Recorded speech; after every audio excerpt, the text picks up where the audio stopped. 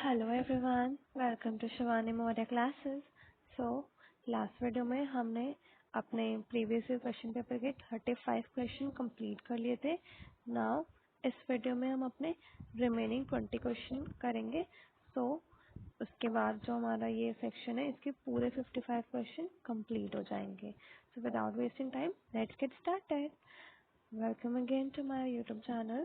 Now, starting with the question number 36, advantages of breastfeeding for infant is, यानी कि breastfeeding के क्या advantage होते हैं infant के लिए। Options है mother milk is digestible, low chances of infection disease in infant, both of above।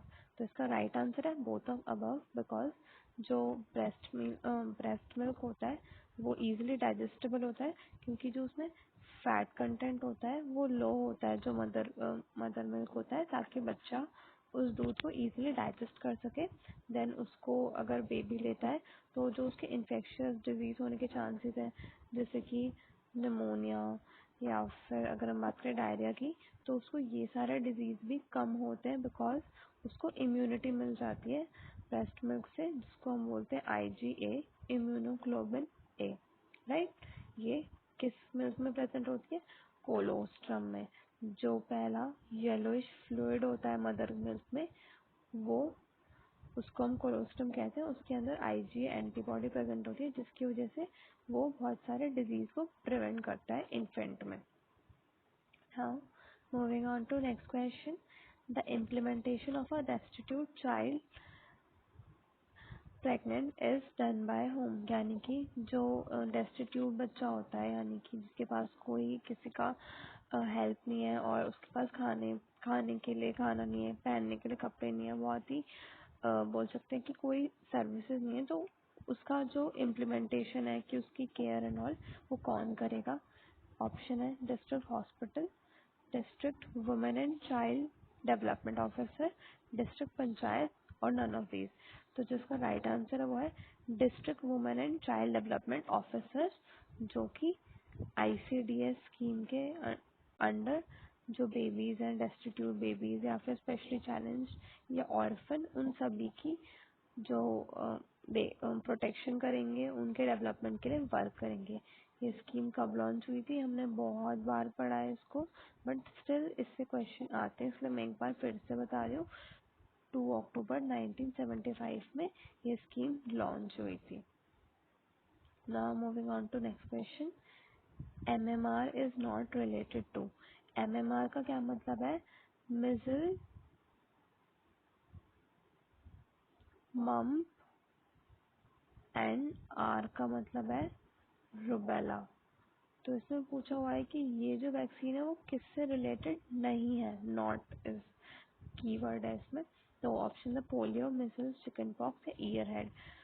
तो जो इसका राइट आंसर है वो हम पोलियो को करेंगे बिकॉज जो पोलियो है वो लिंक नहीं होता, बट जो ईयर हेड है वो भी इससे लिंक नहीं होता। दैट इज वाई ये जो क्वेश्चन है इसमें क्वेरी था, तो इसलिए उस टाइम पे जब आंसर की रिलीज हुआ तो जो इसका राइट आंसर लगाया गया था वो मिजल्स था, बट ये गलत है क्योंकि मिजल्स वैक्सीन तो रिलेटेड है ही MMR से। So and chicken pox is also related, but जो ईयर हेड और पोलियो है this is not related to MMR vaccine. Now moving on to next question. Weight of pregnant woman in third month of pregnancy. Pregnancy के third month में जो women होती है उसका वेट कितना होता है? तो जो इसके ऑप्शन है वो 15 ग्राम पर वीक, 100 ग्राम पर वीक, 500 ग्राम पर वीक एंड 250 ग्राम पर वीक। जो इसका राइट आंसर है वो 500 ग्राम पर वीक है बिकॉज थर्ड मंथ के बाद जब सेकेंड ट्राइमेस्टर आता है तो जो प्रेग्नेंट मदर है उसका ½ kg पर वीक के हिसाब से वेट इंक्रीज होने लगता है और ओवरऑल प्रेगनेंसी में कितना वेट गेन होता है? 12 kg।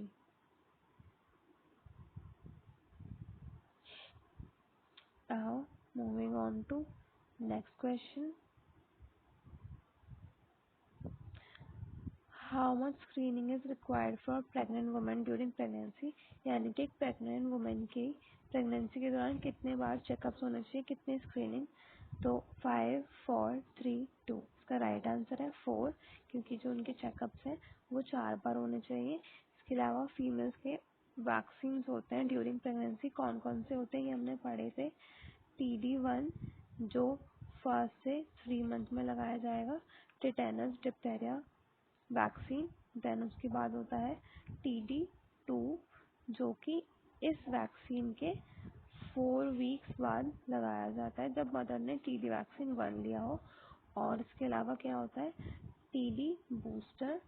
TD बूस्टर कब लगाते हैं, प्रेगनेंसी जब हो जाती है उसके विदिन 3 इयर्स, TD का बूस्टर लगाया जाता है जो कि किससे प्रिवेंट करता है, टिटेनस और डिप्थेरिया। इसके बारे में हमने पढ़ा था। जो डिप्थेरिया होता है वो थ्रोट को इफेक्ट करता है और जो टिटेनस है वो किस पे इफेक्ट करता है, लंग्स पे, एंड जो रेस्पिरेटरी ट्रैक होता है पूरा उसको इफेक्ट करता है। Now, moving on to next question, question number 41. The nutrient that produces hormone in the body. ऐसा कौन सा न्यूट्रिएंट है जो बॉडी में हॉर्मोन्स प्रोड्यूस करता है। ऑप्शन है प्रोटीन, विटामिन, फैट और मिनरल्स। तो इसका राइट आंसर है प्रोटीन, बिकॉज जितने भी जो हॉर्मोन्स होते हैं वो बेसिकली प्रोटीन ही होते हैं। तो प्रोटीन ही ये सारे जो हॉर्मोन्स हैं उनको सिंथेसाइज करते हैं। Now, moving on to next question, question number 42. Which of the following disease occurs due to the iron deficiency? Iron की कमी से कौन सी डिफिशियंसी होती है, बेरीबेरी, स्कर्वी, जॉन्डिस या अनीमिया। तो जिसका राइट आंसर है वो है अनीमिया, बिकॉज आयरन की कमी से अनीमिया होता है। इसके अलावा फॉलिक एसिड यानी कि विटामिन B9 और विटामिन B12 की कमी से भी अनीमिया होता है। B9 की कमी से क्या होता है, मेगलोब्लास्टिक अनीमिया, एंड B12 की कमी से क्या होता है, परनीशियस अनीमिया। इसके अलावा जॉन्डिस क्या होता है, जब लिवर में जो बाइल पिगमेंट्स होती हैं वो डिपॉजिट होने लगती हैं। स्कर्वी किसकी कमी से होता है, विटामिन C की कमी से। एंड बेरीबेरी किसकी कमी से होता है, विटामिन B1 जो थायमीन होता है उसकी कमी से बेरीबेरी होता है। ये हमने पढ़ा है बहुत बार। Now, next question.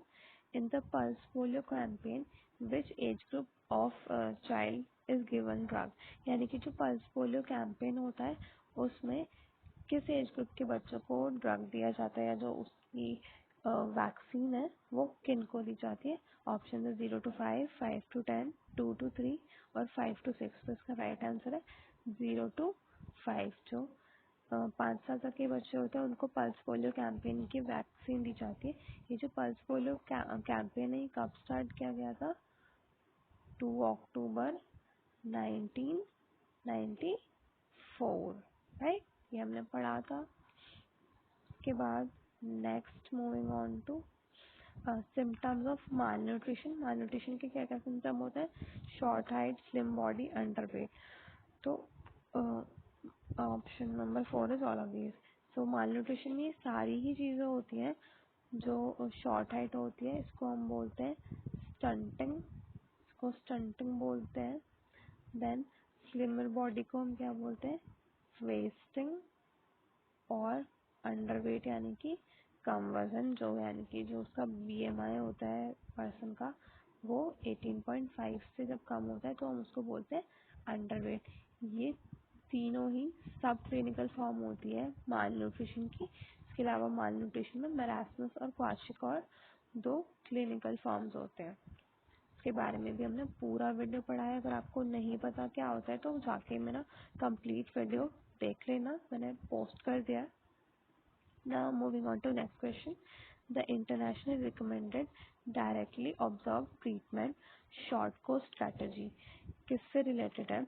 सो इसका ऑप्शन है टाइफाइड, एड्स, ट्यूबरक्लोसिस और पोलियो। सो इसका जो राइट आंसर है वो है ट्यूबरक्लोसिस, बिकॉज ट्यूबरक्लोसिस ये जो स्ट्रैटेजी थी उसमें क्या किया जाता था कि तुरंत डायग्नोसिस करते हैं जो भी डिजीज है उसका, और डायग्नोसिस के तुरंत बाद उसको क्या दिया जाता है, ट्रीटमेंट, बिकॉज अगर इसको नहीं ट्रीट किया तो ये बहुत ज़्यादा डेंजरस हो सकता है. It can even cause death, death भी हो सकती है पर्सन की.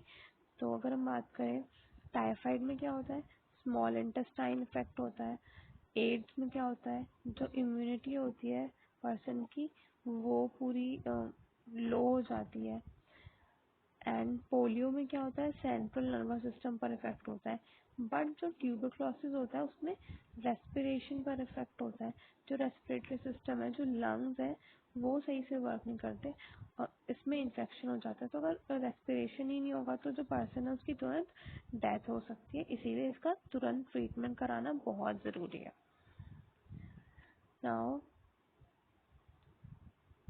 नेक्स्ट क्वेश्चन इज, ये क्वेश्चन नंबर 54 बीच में आ गया. आई एम सो सॉरी, थोड़ा सा आगे पीछे हो जाता है पीडीएफ में. नेक्स्ट क्वेश्चन है which is the water soluble vitamin. Water soluble vitamin कौन सा है? तो ऑप्शन है B2, B6 और थायमिन, जो कि B1 होता है, and all of the above. तो जिसका राइट आंसर है वो ऑल ऑफ द अबव है, बिकॉज ये सारे ही वाटर सॉल्युबल वाइटामिन है. इसके अलावा और कौन सा होता है वाटर सॉल्युबल वाइटामिन? तो विटामिन सी जो होता है वो भी वाटर सॉल्युबल होता है. Now moving on to next question. Weight increase in pregnant women during 20th week at the beginning of pregnancy. यानी कि जब प्रेग्नेंट वुमेन की 20 वीक कंप्लीट हो जाता है तो उसका कितना वेट गेन होता है. इसके ऑप्शन है 3.8, 4.2, 2.5 या 5. तो जिसका राइट आंसर है वो है 2.5, बिकॉज 20th वीक पर क्या होता है, जो फीटस है वो जाके इम्प्लांट हो जाता है यूट्रस में. और मतलब इम्प्लांट तो वो एम्ब्रियो स्टेज में हो जाता है, बट अब वो अपनी फीटस कंडीशन में आ जाता है. उसका हार्ट और जो भी लिम्स हैं वो अदर बॉडी ऑर्गन से वो डेवलप होना शुरू हो जाते हैं. तो वो अपने फीटल स्टेज पे आ जाता है. तो इस एज स्टेज के बाद बहुत ज़्यादा वेट चेंजेस होते हैं, ग्रोथ होती है. तो जो जितना वेट इंक्रीज होता है वो होता है 2.5, और ये वेट इंक्रीज फीटस की वजह से होता है क्योंकि फीटस का डेवलपमेंट होता है इस टाइम पे. Now moving on to next question. How much calcium is required for lactating mother? Lactating mother के लिए कितना कैल्शियम रिक्वायर्ड होता है? ऑप्शन है 500 mg, 300 mg, 100 mg और 1000. तो इसका राइट आंसर है 1000 mg. बट बिकॉज क्योंकि ये 2017 का पेपर है तो उस टाइम पे ICMR का पुराना डेटा था जिसके अकॉर्डिंग 1000 mg रिक्वायरमेंट होती थी कैल्शियम की लैक्टेटिंग मदर में. Now this is changed. अब जो हमने पढ़ा है 1200 mg रिक्वायरमेंट होती है लैक्टेटिंग मदर की calcium in the body. Now next question is which vitamin is obtain from sunlight. Sunlight से कौन सा वाइटामिन मिलता है? Vitamin A, B, C, D. तो इसका राइट आंसर है विटामिन डी, जो कि सनलाइट से मिलता है. इसके बाद अगर हम बात करें विटामिन ए की, तो वो कैसे मिलता है? रेड एंड ऑरेंज कलर के जो फ्रूट्स और वेजिटेबल्स होते हैं वहाँ से मिलता है. विटामिन बी तो वाटर सॉल्युबल होता है, तो ये मिल्क और मिल्क प्रोडक्ट्स और वेजिटेबल्स, ये मल्टीपल चीज़ों से मिलता है. दैन अगर बात करें विटामिन सी की, तो ये भी वाटर सॉल्युबल ही होता है. ये यूजुअली जो सिट्रस फ्रूट्स होते हैं, खट्टे फल होते हैं या सब्जियों में भी होता है, तो वहाँ से जैसे कि लेमन, इनमें पाया जाता है vitamin C. Now next question is, it is necessary to give infant after 6 months. Infant को 6 महीने बाद क्या देना बहुत ज़रूरी है? ऑप्शन है supplementary food, complete food, solid food या नन ऑफ दीज. तो इसका राइट आंसर है सप्लीमेंट्री फूड, बिकॉज बेबी को 6 महीने बाद सप्लीमेंट्री फूड देना बहुत ज़रूरी होता है क्योंकि जो उस टाइम पे उसकी एनर्जी और कार्बोहाइड्रेट और प्रोटीन की जो रिक्वायरमेंट होती है वो बहुत बढ़ जाती है. दैट इज़ वाई इस टाइम पे उसको एक्स्ट्रा एनर्जी की ज़रूरत होती है, जो कि हम सप्लीमेंट्री फूड के थ्रू देते हैं ताकि जो उसका ग्रोथ और डेवलपमेंट है वो सही से हो सके, growth and development. Now question number 51. In which city is the secretary of WHO, यानी कि जो WHO है उसका सेक्रेट ऑफिस किधर है? ऑप्शन है लंदन, न्यूयॉर्क, दिल्ली, जेनेवा। उसका राइट आंसर है न्यूयॉर्क। न्यूयॉर्क में WHO सेक्रेट ऑफिस है। Now moving on to next question, question number 52. Graphism is the deficiency of graphism किसकी कमी से होता है? ऑप्शन है आयोडीन, कैल्शियम, जिंक और मैग्नीशियम। तो जिसका राइट आंसर है वो है आयोडीन, बिकॉज आयोडीन की कमी से क्या होता है? ग्रोथ नहीं हो पाती सही से जो पर्सन है, जिसकी वजह से ड्राफिज्म हो जाता है। इसके अलावा हम बात करें कैल्शियम किससे रिलेटेड है? बोन के डेवलपमेंट से रिलेटेड है। Zinc is related to immunity, ये हमने पढ़ा हुआ है। जिंक इज रिलेटेड है इम्यूनिटी से। देन अगर हम बात करें मैग्नीशियम की, तो मैग्नीशियम बेसिकली एक इसकी जो वैलेंसी होती है +2 होती है, तो जो मैग्नीशियम है वो डाइजेशन में कहीं ना कहीं हेल्पफुल होता है। ये एंटी एसिड की तरह वर्क करता है और डाइजेशन को फोस्टर करता है।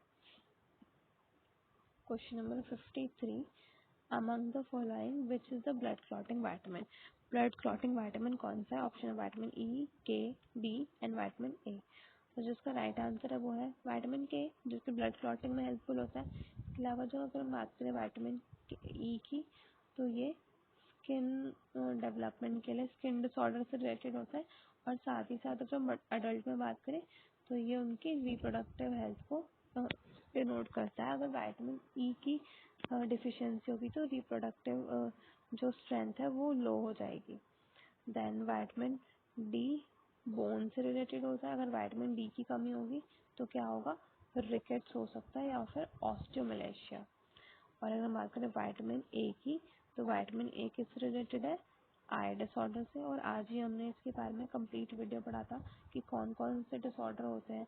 इसमें नाइट ब्लाइंडनेस होता है, इसके अलावा बायटॉट स्पॉट होता है, कंजक्टिवा ज़ेरोसिस होता है, उसके बाद कंजक्टिवा अल्सर्स होते हैं, केराटोमलेशिया होता है। ये सारे स्टेजेस हमने कंप्लीट पढ़े थे।